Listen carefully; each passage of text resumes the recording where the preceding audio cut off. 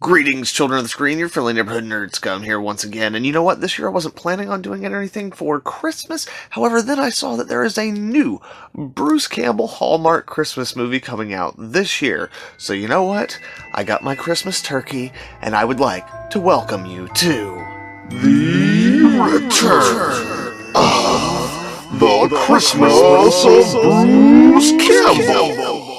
And for the first installment in this year's series, we are going to be taking a look at Mindwarp.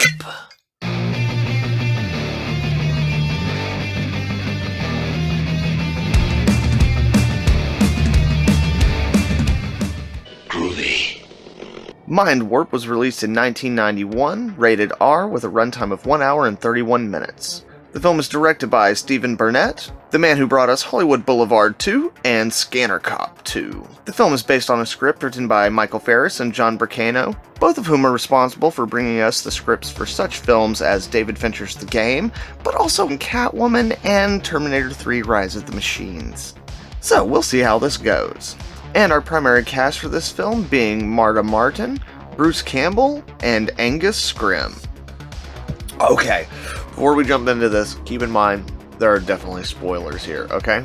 Okay, so Mindwarp is essentially what you would get if you mix The Matrix, years before The Matrix, with The Road Warrior, and a little bit of the Hills Have Eyes remake long before the Hills Have Eyes remake. And then just kind of threw those things into a blender.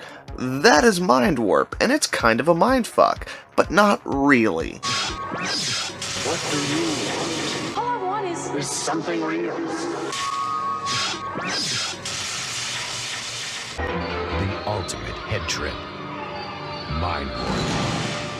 So real quick, I'm just going to break down the basic plot elements for you guys, and then we'll actually go in and talk about some of the elements themselves. So we're introduced to our main character, and she is part of a society that after a nuclear war basically barricaded themselves off and created an elaborate AI system in which they could live out their normal day, kind of in a fantasy world. However, she is really pissed off. She doesn't like that nothing's real. She decides to start fighting back against it. She tries to talk to her mother about it and about what happened to her father, who died a long time ago, but there's not really a lot of information about how he died or what he died from or anything like that, and her mother just won't listen. She's perfectly happy playing opera singer inside her little fantasy world. So then she goes back into her little fantasy world, and her daughter's like, oh yeah, well I'll show you, and she gets in there and starts messing with her and ends up killing her mother inside of the AI system. So then the systems administrator of the AI system basically is like, oh, you don't like it here? You want to see the real world? Here, fuck you, bitch. Here's the real world for you. And then a bunch of dudes jump her and sedate her, and she wakes up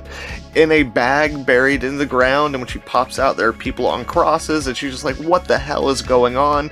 And then she thinks there are people there who are going to help her, but they are actually mutant cannibals, a la again the Hills Have Eyes remake, horrible deformities and boils and all kinds of nuclear radioactive mutations and shit. They try to give her a piece of a hand to eat. She doesn't want it. They're like, then fuck you, your food, bitch. And they start to take her back. But luckily a hunter who was out, played by Bruce Campbell, sees her and rescues her. He helps her clean up, finds out where she came from, they bond and they bang, and eventually the mutants show up right after they bang, and they get kidnapped and taken to the underground world where these crawlers, which is what they refer to the mutants as, live. So down there Bruce Campbell's basically put to work doing slave labor while the girl is sent off to be a breeder. But through a series of events, she's taken to where the leader of this group is, and it turns out that it is her long-lost father who is missing, played by Angus Scrimm. Now, having found her father after so many years, she has so many questions like, what the fuck are you doing, dude? And he basically explains the whole layout to her as he's walking through and reveals to her Bruce Campbell, having been recaptured and shoved into a cage where there are parasitic worms that go inside all of your orifices and lay their eggs, and as they're doing it, it basically sends off firings of neurons in your nervous system that makes you feel like you're being tickled, so you just absolutely freaking love it. And that's just creepy as all hell, but it gets better. Her father wants to bang her and start a whole new race of people because the mutants are all gross, and he's kind of a god here, but he kind of would like more like normal people to rule over and probably grandchildren that he could bang. You know, people who don't look gross. So that's really what he wants, and she's not really into that, go figure. I mean, you know, that's your daughter you hadn't seen in like 10 years, you know, she doesn't want to bang you and be the Eden of your new like weird cannibalistic mutant, you know, paradise. What? Who would have thought? So, unfortunately, since he can't eat her, he decides he's going to eat her. Know what I mean, Vern? But eventually our heroine breaks away, and she manages to rescue Bruce Campbell, and there's just a huge bunch of gore. Just tons of awesome, fun, crazy, late 80s, early 90s practical effects gore. Just everywhere. And we get our big climactic fight scene where our heroine and Bruce Campbell like fight all the mutants and fuck everybody up and kill Daddy and turn him into mincemeat and all that crap. But then all of a sudden, because of the worms, Bruce Campbell doesn't want to leave. He wants to stay there and rule over this place, and they can be the new Adam and Eve of this twisted little world. But you know what? Surprisingly, she's not really into that, so she like bolts. Bruce Campbell chases after her. He's going full-blown psycho killer crazy now, and eventually he manages to catch up to her, and just about that time, frickin' all of the parasitic babies just explode out of his mouth, covering her in blood. And guess what? She's been in the simulation the whole time. Yeah, that's right. Right after that, she wakes up, and she's been in the simulation the whole time. And then we see the systems operator, or the admin, take off his little stupid light-up helmet, Johnny Mnemonic helmet thing, and it is revealed to also be her father. And he tells her that all of this has just been him trying to show her the things that she needs so that she can take over for him, because he's gonna die soon, and she didn't want to be in this system, but now that she knows what it could be out there in the real world, even though he flat out tells her that he doesn't know what the real world's like, it could be like that out there, it could be like anything out there, but you know, now that you've seen what it could be like, you're in control. And then she takes control of it, but then we see her waking up just like she did in the beginning. What? But was that any of that with her mother and all that? Was any of that even? You know, we're going to get to that in the next part, because this is the summary part, and the summary is done. So guys, this movie has a lot of stuff that I really enjoy in it. And I don't just mean stuff that the movie literally has, but like I was telling you the things that this movie's kind of made up of. There are so many overlapping elements of the kind of movies that I like that are at play here. And they are interestingly mixed to a certain degree. I definitely enjoyed this movie, and this was one of the few Bruce Campbell movies that I have not seen. Because when I was younger, this was always something that I had heard mentioned a couple of places, and I was always looking for it, but could never find it. And whenever I would find it, I wouldn't really find it. Like us trying to rent it a couple of times, and the tape that's in there just being like some random blank tape that someone had clearly taken the sticker off of, and stuff like that. Or eventually trying to rent it on a DVD, and the DVD being so damaged that it couldn't be watched. So this is the first time I've seen this movie, and overall, I really enjoyed the movie. However, since watching it, I've watched some other people's thoughts on it, and a lot of people kind of give the movie a lot of credit for being really twisty and mind-bendy, and I don't know about that. Maybe for some it is, but for me it was very predictable. But it was very comfortable predictable. In this movie, I had no question about any of the things that were going to happen. As me and Taylor were watching the movie, I was like, okay, so yeah, her father.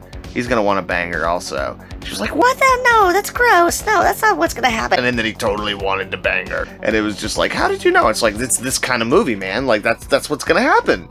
But, like, I'm here for it. It's messed up and twisted and weird, and it's comfort food for, like, somebody like me who, like, grew up on the 80s and 90s, like, crazy, weird, gory, action-y, like, mind-fucky, just dude trying to mess with your head movies. It's just comfort food for those of us who grew up on that stuff. Our cast is really solid. Marta Martin really carries this movie in a very solid way. I'm not going to go out on a limb and say that she's just an amazing performer in the film, but she has a very tough character to play, and I think she manages to do it pretty well. She starts off the movie, and many people have complained that she is annoying. Yes, she is annoying. She's supposed to be annoying in the beginning. She's literally a person who's come from the ultimate life of privilege, has never seen what real problems are, and is just kind of like, no, I don't like all this, I don't know. She's very whiny, and then when she gets the things that she's asking for, immediately, they're so horrible, true, yes, but again, she just continues to be whiny up to a certain point. Once she is confronted with her father and the world below that the crawlers live in that he has made, and at that point, the whining, I mean, she's still, you know, oh no, and all that kind of stuff, but there is definitely a shift in her personality, and I think that the shift there is supposed to be things that she picked up in her time with Bruce Campbell, because they indicate that it is a longer period of time than what we're really shown. The film just doesn't take a lot of time to expand on it. Basically finds this new strength within herself, and she starts fighting back more, and then that leads into, like, her character arc with the thing that her father reveals to her that we'll get to here in a minute when we start talking about actual, like, weird stuff in the movie and everything. So again, I'm not going to say that she's amazing in the film, but she carries the film and she does a decent job of it, and I definitely think that some of the criticisms against her of just being horribly annoying and unwatchable are completely unfounded, and that the actor should be very proud of her performance. And Angus Scrimm is always fantastic. I've literally never seen anything that he's in that he was not amazingly fantastic in, and this is no different. And they've got him covered in all this, like, human skin clothes and everything, and, like, just being the most despicable old codger you can imagine, and, like, he's still charming as hell. Like, there are line deliveries he has in this movie that, like, no one else could pull off except for maybe, like, Donald Pleasance or somebody. It's just like there takes a very specific kind of actor who can be that creepy and that charming all at the same time. You're like, I mean, yeah, this guy's a cannibal who, like, murders dozens of people a day and wants to bang his own daughter to start a new world, but he seems like a nice guy. And of course, Bruce Campbell is just absolutely fantastic. We get to see Bruce Campbell do all the things that he's good at for the most part.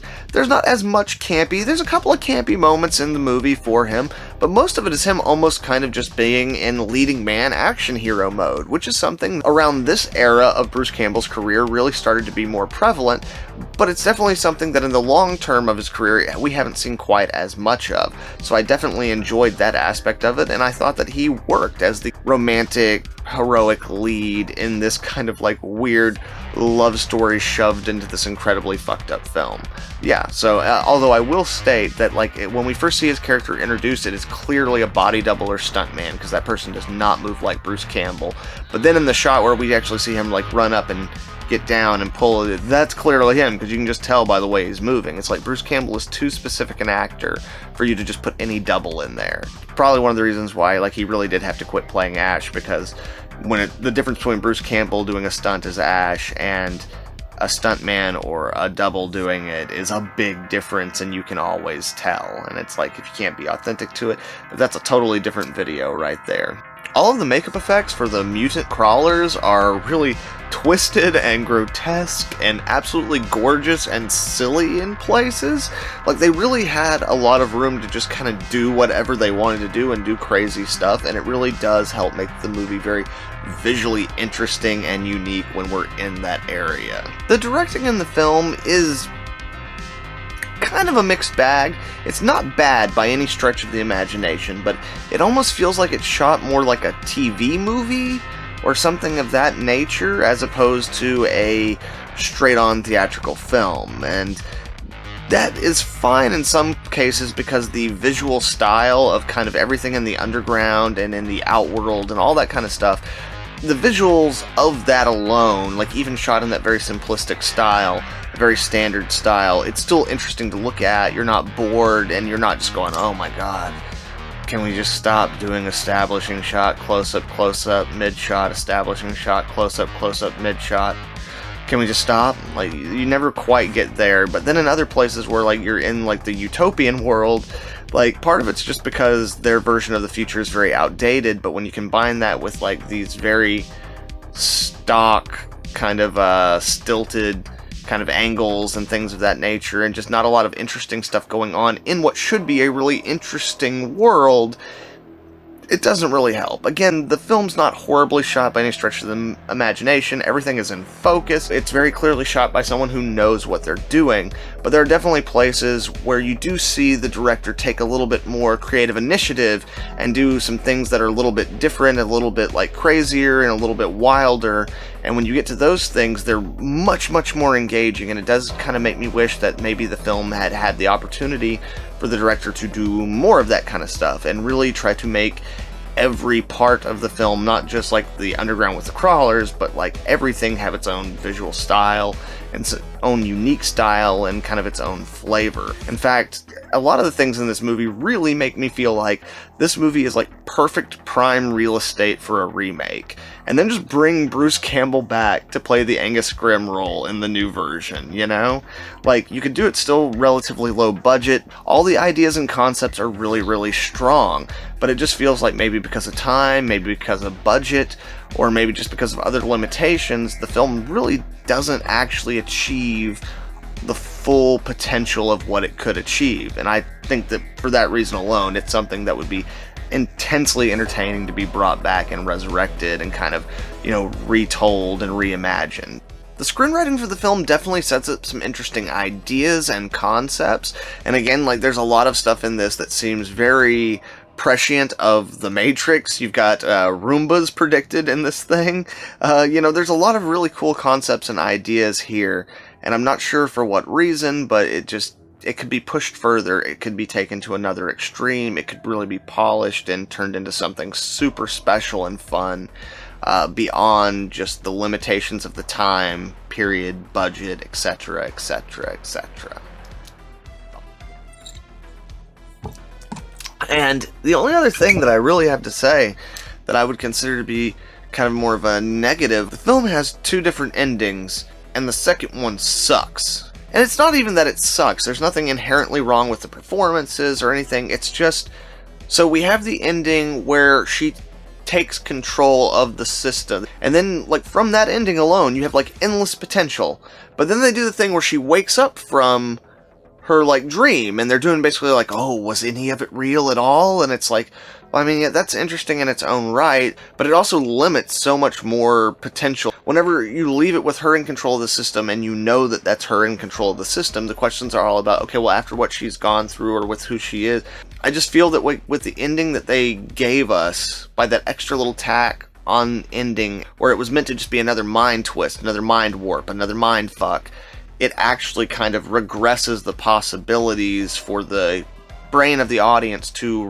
run along after the film is over and kind of extrapolate the different potentialities of what could happen, because there's, again, a lot of interesting concepts and ideas there. And with a movie like this, if you're going to do this kind of thing, that's how you should want to end it, is in the way that, like, leaves the most questions, while of course always giving a satisfying conclusion to your film. You know, these kind of movies, you want the audience to question it and go, oh, what if this, and like, oh, but like, what about that thing over there, and like, go back and rewatch the movie and try to figure things out. But with the ending that we got, it's like, you know, kind of limits that. And I think that goes back to what I was saying earlier when people were saying that the movie's such a mindfuck, and it's like, it is on paper. Like, it's twisty and turny and it has all those things, but if you go back and you rewatch the movie, while a lot of the themes line up, like, it's not that there's, like, little hints and clues about what's really happening laid in there. Like, this very much clearly at the end feels like it is just them wanting to give you an extra twist. So they threw something else on there, and I think it really does a disservice to the movie. The ultimate head trip. Mindwarp. Right on, children of the screen, so those are my thoughts on Mindwarp. All in all, I did really enjoy the movie. I don't think it's anything groundbreaking or amazing, but if you're looking for some decently made schlock that stars Bruce Campbell and Angus Scrimm, and has Mad Maxian stuff, and crazy cannibals, and great makeup effects, and a little bit of sci-fi, Matrixy shit thrown in there, this movie could definitely be fun for you. This is definitely a film that I wish I had found whenever I was much younger. It's the kind of movie that I would have bought on VHS and just rewatched and rewatched and rewatched. And I'm sure if I'd found it back then, it would have the same place in my heart as some of the films that I deep down know aren't great films, but as a kid I discovered them and watched the hell out of them, and they still are just like a part of me. This movie easily could have been another one of those. So if you have not seen it, I definitely recommend it. Obviously there were spoilers in this video, however there's a lot of stuff that I left out for you to go and discover for yourself, so there's still little surprises for you and some fun stuff. And now that you know what you're getting into with the mind warpiness of it, maybe instead of trying to figure it out the whole time while you're watching it the first time like I was, you can just sit back, turn your brain off, and have some fun. Thank you very much, children of the screen. I really appreciate you watching this video. If you liked it, please leave a like and share it with some friends. Also, if you have not checked out last year's Christmas of Bruce Campbell, check out the link that's popping up right now. 4 videos over there, I think you'll really enjoy them. Once again, thank you very much for watching. Hope you all have a good one. Nerds come.